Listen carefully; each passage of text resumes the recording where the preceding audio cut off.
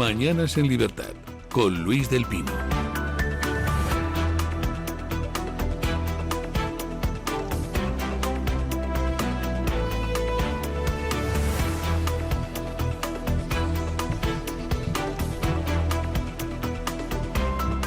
Siete 31 minutos, 6:31 en las Islas Canarias. Buenos días, don Guillermo Díaz. Muy buenos días, don Luis. ¿De qué nos van a hablar luego a las 10:10 en Deportes en Libertad? Bueno, tenemos que contar que el Fútbol Club Barcelona ya le saca 9 puntos al Real Madrid a falta de 7 jornadas de liga, por lo cual podemos decir que el Barcelona acaricia de momento el título del campeonato nacional, el título de liga. Bueno, todavía queda mucha liga, ¿no? Digo yo. 7 partidos son pocos y ningún equipo ha remontado tal diferencia en tan pocos partidos. Bueno, me ha recordado usted a lo de la venganza de Don Mendo, con lo de 4 Quiñones son pocos, hacen falta más Quiñones, pero en fin. Vamos con las noticias de las 7:30. Hola, muy buenos días y cordial saludo para todos. Continuamos con la información a esta hora de la mañana contándoles que Peter Magyar y su partido TISA obtuvieron una mayoría cualificada de 2/3 en Hungría, poniendo fin a 15 años de gobierno de Víktor Orbán. Las reacciones internacionales fueron inmediatas y reveladoras del mapa político europeo. Pedro Sánchez celebró el resultado con un "hoy ganan Europa y los valores europeos". Alberto Núñez Feijóo felicitó a Magyar y afirmó que el próximo éxito del Partido Popular Europeo será en España. Von der Leyen, por su parte, escribió que el corazón de Europa late con más fuerza en Hungría. Alex Soros lo calificó de rotundo rechazo a la corrupción y a la injerencia extranjera, a lo que Elon Musk respondió con ironía: la organización Soros ha tomado el control de Hungría. En el lado contrario, Abascal lamentó la derrota y advirtió que Hungría era la única nación de Europa a salvo de la invasión islamista. Giorgia Meloni felicitó a Magyar con un tono diplomático, pero también agradeció a Orbán la intensa colaboración de estos años. El propio Víktor Orbán reconoció los resultados como dolorosos pero claros y prometió que no se rendirá jamás desde la oposición. Bueno, y más reacciones. Adivinen quién ha reaccionado con alborozo. Pues Obama, Hillary Clinton. Vamos, están todos los progres del mundo mundial celebrando la victoria de la oposición a Orbán. Bien normal, Orbán era pues uno de los valladares contra el triunfo absoluto de la ideología progre, de la ideología woke en Europa. Además, era el más fiel aliado que Israel tenía en Europa. Orbán ha bloqueado muchas iniciativas anti-israelíes y ahora pues ese bloqueo no va a ser posible. Vamos a ver cuáles son los posicionamientos de quien sustituye a Orbán al frente del gobierno húngaro. Le sustituye a Orbán con una mayoría suficiente para hacer lo que le dé la gana. Con una mayoría absoluta, pues podría gobernar tranquilamente, pero es que con una mayoría de 2/3, como la que ha obtenido, puede hacer cualquier tipo de reforma constitucional, que en Hungría significa puede hacer lo que le dé la gana, porque en Hungría las reformas constitucionales no se someten a referéndum de la gente. Las reformas constitucionales las aprueba una mayoría de 2/3 en el Congreso húngaro y una vez que las ha aprobado, pues ya entran en vigor. No hay tutía, no hay segunda instancia que pueda modificar lo que el Congreso diga con una mayoría de 2/3. Bueno, yo creo que pues la gente nunca se equivoca al votar. La gente elige lo que cree que es mejor. Esperemos que luego no se arrepienta de su voto. La gente juzga con lo que le han dicho. Por ejemplo, pues si alguien dice yo no dormiría teniendo que gobernar con los comunistas de Podemos, pues la gente lo anota y dice, bueno, pues si Pedro Sánchez dice que no dormiría con los de Podemos en el gobierno, será que no va a pactar con los de Podemos en el gobierno. Bueno, luego hay gente que hace promesas de campaña y las incumple. ¿Qué ha dicho durante la campaña el ganador de las elecciones húngaras? Pues que él tiene la misma política de inmigración que Orbán, que él tiene la misma política con respecto a la familia, la natalidad, que Orbán. Bueno, pues vamos a ver si es así, o vamos a ver si eran promesas de campaña. Desde luego, el hecho de que Obama, Hillary Clinton, Alexander Soros, Ursula von der Leyen, Macron o Sánchez estén tan contentos con la victoria del opositor a Orbán, pues no invita a pensar que el opositor a Orbán vaya a hacer lo que ha prometido en la campaña. Pero el tiempo lo dirá. Además, yo creo que va a ser relativamente rápido cuando veamos cuáles son las primeras decisiones del nuevo gobierno húngaro. Esperemos, por el bien de Hungría y por el bien de Europa, que las promesas electorales de este sucesor de Orbán pues se respeten. Pero mucho me temo que no va a ser así. Bueno, ya saben ustedes que Trump pues no se corta un pelo a la hora de contestar a nadie. Y cuando digo nadie, es nadie. Si tiene que contestar al Papa, pues contesta al Papa. Y además le ha contestado con toda la dureza del mundo.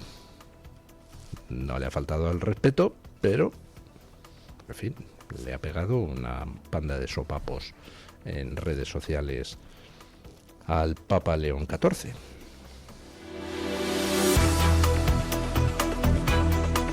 Donald Trump respondió duramente al Papa León XIV en un comunicado en el que lo calificó de débil en materia de delincuencia y pésimo en política exterior. Trump afirmó que el Papa solo existe porque él está en la Casa Blanca, asegurando que si yo no estuviera en la Casa Blanca, Leo no estaría en el Vaticano, y sugirió que la Iglesia lo eligió únicamente por ser estadounidense para tener una mejor forma de lidiar con su administración. Trump criticó al Papa por reunirse con el exasesor de Barack Obama, David Axelrod, por no condenar que Irán tenga armas nucleares y por criticar el ataque a Venezuela. También reveló que prefiere al hermano del Papa, Luis, al que describió como un auténtico seguidor de Make America Great Again. El presidente instó al pontífice a dejar de complacer a la izquierda radical y concentrarse en ser un gran papa, no un político, advirtiendo de que sus posiciones le están haciendo mucho daño a la Iglesia Católica. Pues no puedo estar más de acuerdo con Donald Trump. Aclaremos una cosa, el Papa habla ex cátedra, el Papa es infalible solo cuando habla ex cátedra. En todo lo demás, pues el Papa es una opinión más, y una opinión, por tanto, criticable, incluso aunque uno sea católico. El reconocer la autoridad del Papa no te quita el derecho a criticar todo aquello que el Papa diga que no tenga que ver con sus pronunciamientos ex cátedra. Por ejemplo, si el Papa dice chorradas climáticas o el Papa se pone a opinar sobre cuestiones de geopolítica, pues tiene todo el derecho a hacerlo, faltaría más, pero lógicamente pues existe el derecho a criticarle. Y lo que pasa con el Papa León XIV es que tiene pues una peculiar hemiplejía moral, que diría Ortega y Gasset. Es decir, hace comunicados pues un poco absurdos, diciendo que la guerra de Irán es mala, que Dios no escucha las plegarias de aquellos que inician guerras. Hombre, en fin, perdone su santidad, pero le recuerdo que la guerra contra la Alemania nazi la inicia Inglaterra. Inglaterra declara la guerra a la Alemania nazi porque la Alemania nazi había invadido Polonia. Entonces, las plegarias de los ingleses católicos no las escucha Dios porque Inglaterra inició la guerra contra la Alemania nazi. No sé, me parece un poco peculiar. Es más, ¿quiere usted decir que durante muchísimo tiempo la Iglesia Católica estuvo comandada por papas cuyas plegarias no eran escuchadas por Dios? Porque le recuerdo que hubo una época donde el Papa lo mismo te presidía un concilio, que te contrataba a grandes pintores para Roma, que se subía a caballo con una espada para guerrear contra otros estados para mantener los estados pontificios en forma. Esos papas, entonces, Dios no les escuchaba. No sé, le recuerdo a usted, Santidad, que hubo papas que llamaron a las cruzadas para defender los santos lugares. ¿Quiere usted decir que Dios no escuchaba las plegarias de los papas que convocaron cruzadas para devolver a la cristiandad el control de los santos lugares? No sé, me parece una doctrina un tanto peculiar. Es más, es que me parece una doctrina fuertemente anticristiana. ¿Quiere usted decir que si hay un malvado en el mundo, yo qué sé, un líder de una nación africana que inicia una guerra contra un vecino, entonces ya Dios no va nunca a escuchar sus plegarias? Yo pensaba que Dios escucha las plegarias hasta de los más pecadores, pero a lo mejor estoy equivocado, Santidad. En fin, que lleva el Papa pues dando la turra a Woke con todo el tema de la guerra de Irán y de la guerra de Gaza, donde sus posturas, pues en fin, no sé, ¿qué quieren que les diga? También han dejado bastante que desear sus posturas o sus declaraciones públicas. Llevando la turra con todo ese tema, y bueno, pues Trump le ha recordado algo, pues que es evidente, que es que efectivamente, si es papa, es porque le han puesto ahí para tratar de tener un contrapeso estadounidense a Trump. Así es. Esa es la razón por la que se le ha elegido, para tener una cuña de la misma madera que oponer a Trump en Estados Unidos. Bueno, pues no sé. Creo que León XIV debería dedicarse a otras cuestiones en lugar de alinearse siempre contra quienes quieren destruir, alinearse siempre con quienes quieren destruir Occidente y cargan contra la vanguardia de la defensa de Occidente en Oriente Medio, que es Israel.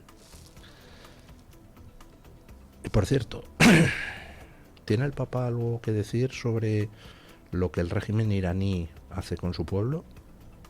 ¿O tiene que venir Trump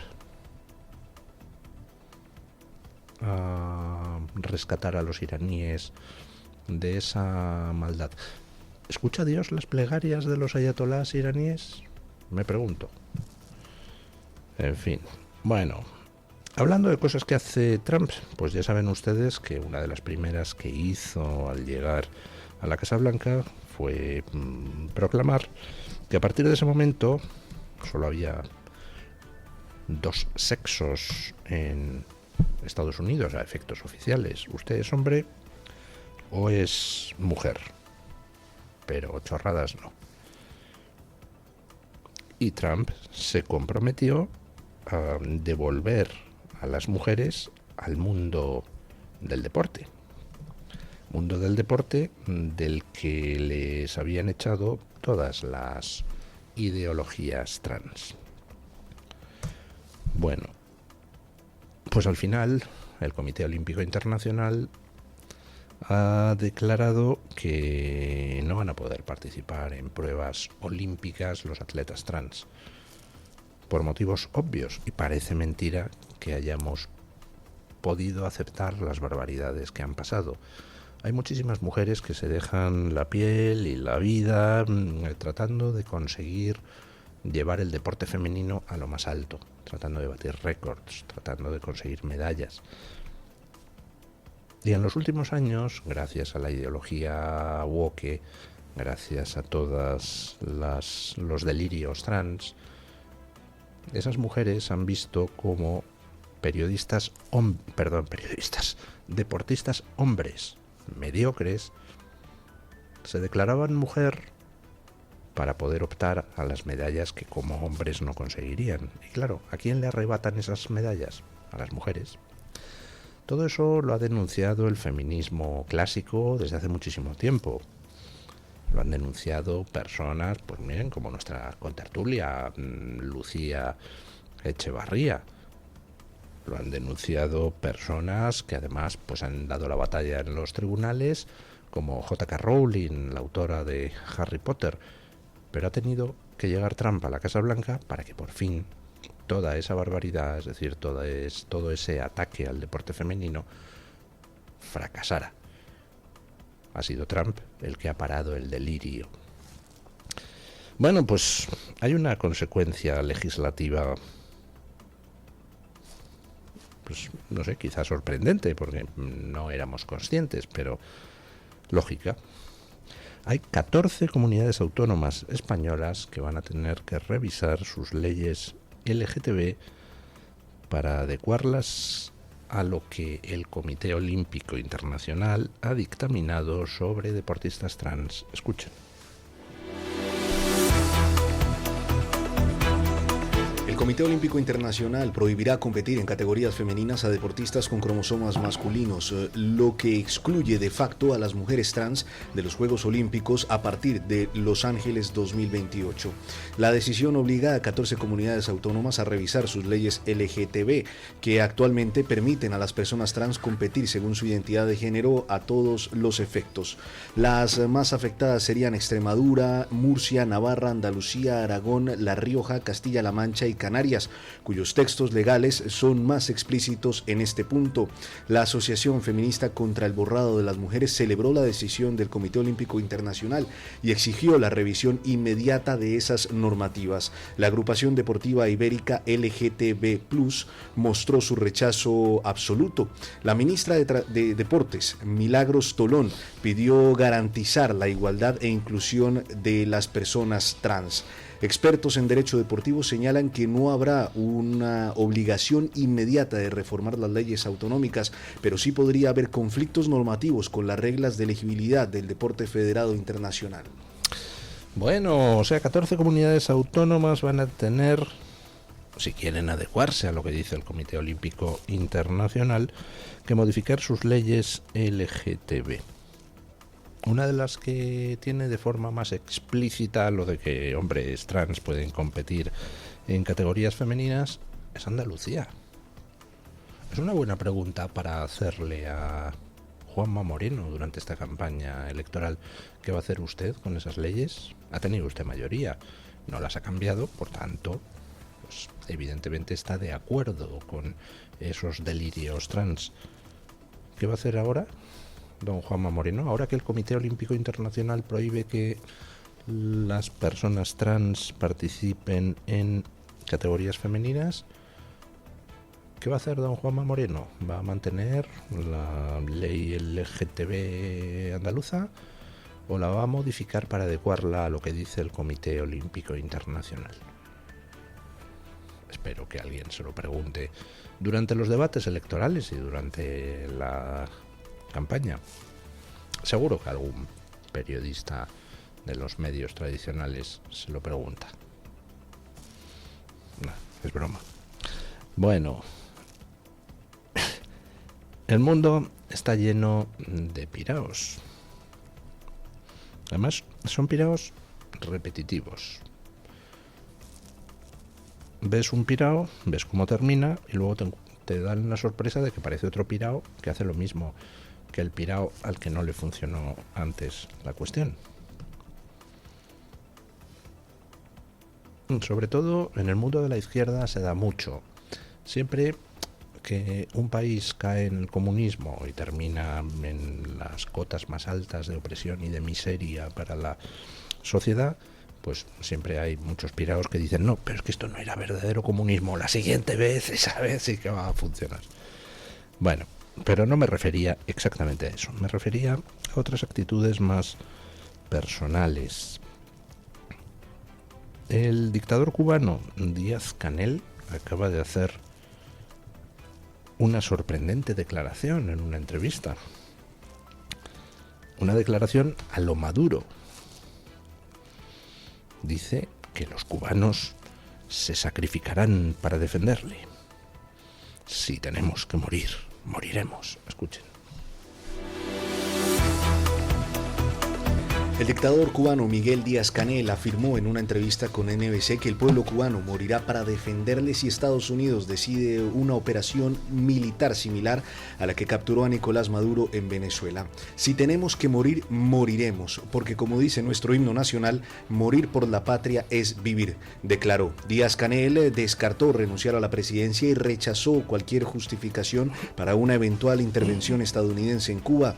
Las declaraciones dejan entrever que el régimen cubano teme correr la misma suerte que el chavismo venezolano. Trump había afirmado semanas antes que esperaba tener el honor de tomar Cuba de alguna manera, y el cantautor Silvio Rodríguez ya había respondido prometiendo coger su fusil AKM si se producía una invasión. Díaz-Canel envía así un mensaje de resistencia mientras Washington mantiene una presión creciente sobre los regímenes antidemocráticos en Hispanoamérica. Están dos vaqueros en el desierto delante de 20.000 indios y le dice un vaquero al otro: les tenemos rodeados. En serio, Díaz-Canel. Tú cuoque, Filime, tú también, hijo mío. Creo que a Maduro no le fue muy bien ese tipo de comportamiento. ¿Recuerdan ustedes cuando empezó Trump a acumular fuerzas aeronavales en el Golfo de México? Bueno, que Trump quiere que se llame Golfo de América. Y hay gente proponiendo en las redes, y me parece bien que los españoles empecemos a llamarle como se llamaba originalmente, Golfo de la Nueva España. Bueno, pues cuando Trump empezó a acumular fuerzas aeronavales en el Golfo de la Nueva España, pues Maduro empezó con las chorradas, ¿le recuerdan ustedes? Haciendo bailecitos y haciendo canciones y diciendo: cogeremos los fusiles para hacer frente a los yanquis. Pues no le dio tiempo a coger ningún fusil. No le dio tiempo a hacer nada. Y por supuesto, ningún venezolano salió a morir por él. Pero ¿cómo van a morir por ti aquellos a los que condenas a la miseria, aquellos a los que torturas, aquellos a los que matas, aquellos a los que encierras en cárceles putrefactas? Solo hay dos opciones: o Díaz-Canel se cree lo que dice, en cuyo caso quiere decir que vive fuera de la realidad. Ningún cubano va a dar la vida por Díaz-Canel ni por el Partido Comunista Cubano. O bien Díaz-Canel no se lo cree y lo dice simplemente pues para darse ánimos o para dar ánimos a sus fieles. En Cuba, pues realmente Trump no necesita hacer ninguna operación tipo Maduro. Es una tontería. En Venezuela sí hacía falta entrar y quitar al tapón para empezar a desbloquear el cambio. En Cuba no. Cuba es un desierto económico. Cuba está quebrada.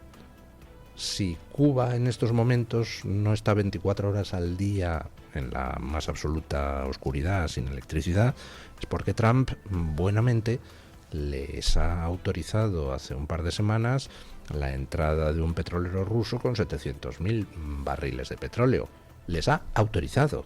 Es decir, Trump dijo: venga, que entren como gesto de buena voluntad. Y ese gesto de buena voluntad evidentemente responde a que las negociaciones por debajo pues no deben de ir mal. Todas estas tonterías de Díaz-Canel ni siquiera tienen la explicación de Maduro. Maduro tenía alguna remota esperanza, imagino, de poder resistir ahí, de que las presiones internacionales hicieran que Trump no pudiera actuar contra él. Maduro tenía alguna pequeña esperanza porque Venezuela tiene petróleo y, hombre, puedes comprar voluntades con petróleo. Cuba no tiene nada. El socialismo la ha destruido. ¿Con qué va a comprar voluntades? Con lo cual Díaz-Canel pues no se cree lo que dice.